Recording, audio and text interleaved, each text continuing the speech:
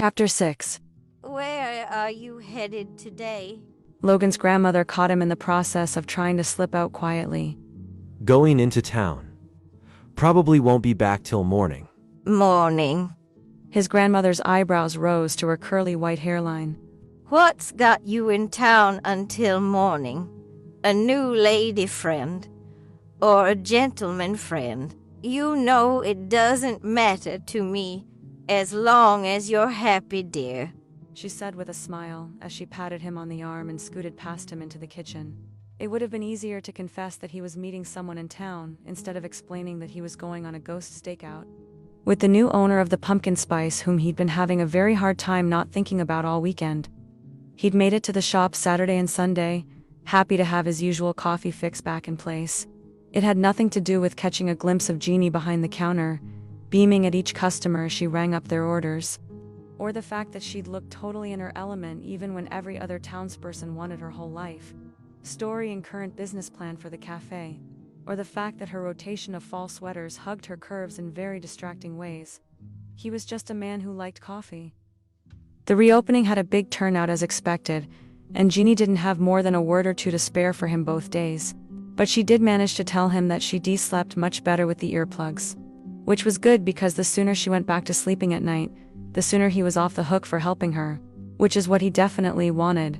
You want some dinner before you go? I got some stew in the crock pot. Nana asked, and Logan waited until her back was turned before he grimaced. He loved his grandmother, but her cooking was atrocious. Her crock pot was where food dreams went to die. No, thanks. Already ate. She studied him as she scooped out a bowl of stew for herself. Her light purple sweatshirt had a wolf on the front howling at the moon, and the fluorescent athletic pants she wore underneath. It meant she'd been at her aerobics class today. Logan bit back a smile.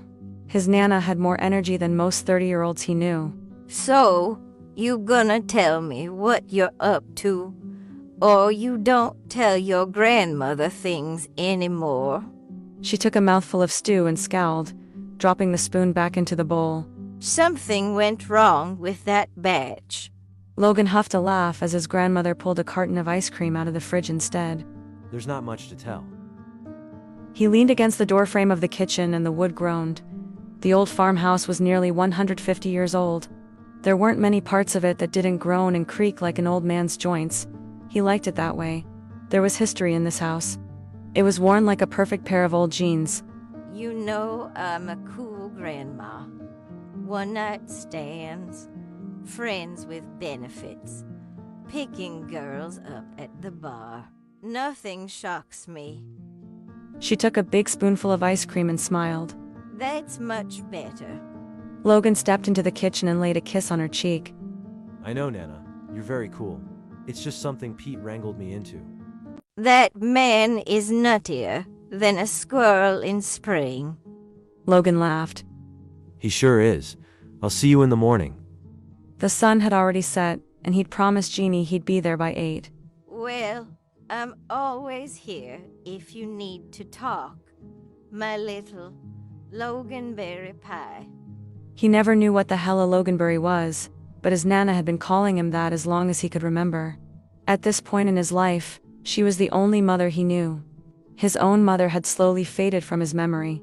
Now all he had were bits and pieces, a flash of a song she used to sing, or the rosewater scent she used to wear.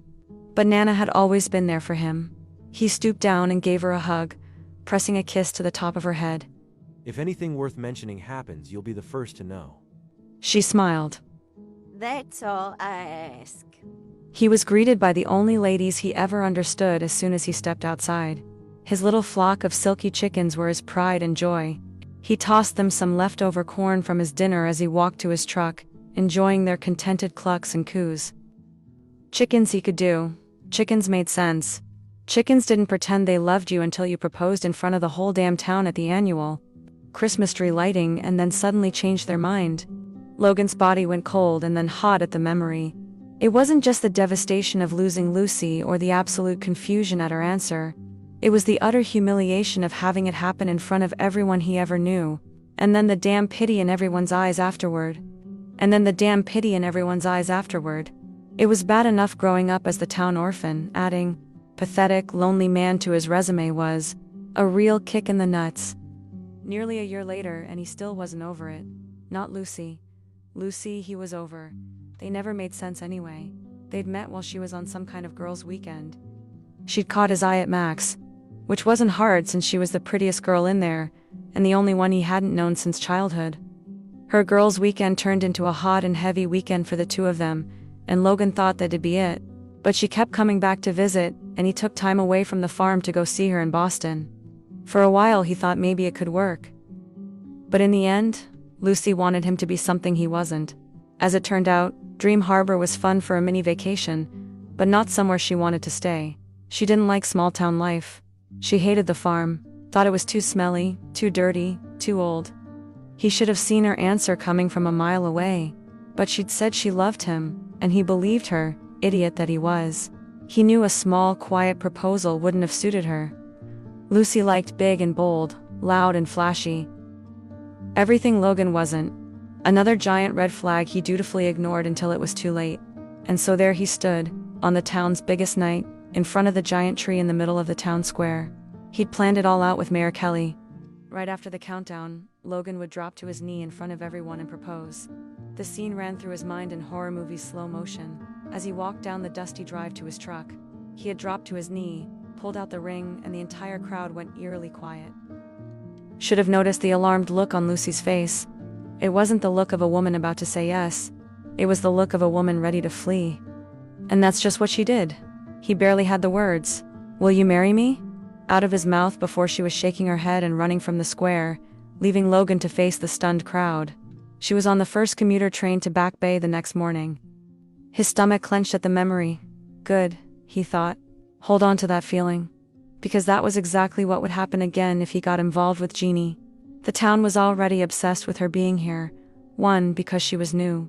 2, because she was serving them their life-giving coffee. And 3, because she was a beautiful ray of sunshine. Nope, cut it out. That's exactly the kind of nonsense that had blinded him to reality last time. Jeannie just got here. Not to mention she had no experience running a small business. And she was used to living in Boston. Logan absolutely could not get involved with someone who had 1 foot out the door. Again. No more dating flight risks. No more dating with the town watching. 2 simple rules to remember. Surely, even a man with a history of making horrible decisions regarding women could do that. He stopped in front of the old fence that kept Harry Styles, his rescue alpaca, safely out of the driveway. Or attempted to. He was always finding the shaggy animal everywhere he shouldn't be, including with his head halfway in the kitchen window munching on the screen. He gave the old boy a good scratch on his head, Harry giving him a flick of his ears in thanks. His grandmother had let the small group of Girl Scouts that had dropped by with her cookie order one day name him, but Logan had to admit, it suited him. There was something very confident about this alpaca, something that said he could sell out stadiums to thousands of screaming fans too, if he wanted. He'd just rather be here, munching grass instead. Logan scratched him a bit longer, letting his old memories drift away before heading to Jeannie's. It was a cool night, even though it was only early October. And the wind rustled the dry leaves across the fields. The moon was full and bright overhead, with a stray cloud casting a shadow across it every now and then. As good a night as any for a ghost hunt, he supposed. He bid Harry goodbye and hopped in his truck. Might as well get this whole absurd night over with, he told himself. Even as his stomach flipped with a new emotion, he refused to identify his excitement to see Jeannie.